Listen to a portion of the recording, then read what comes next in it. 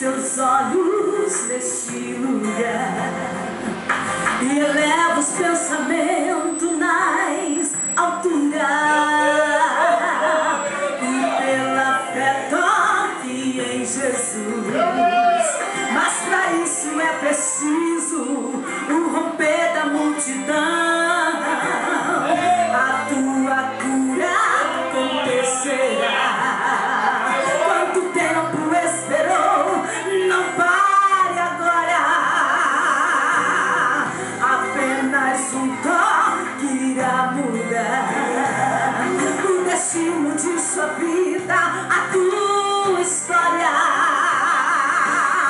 Jesus, o filho de Davi, está passando aqui.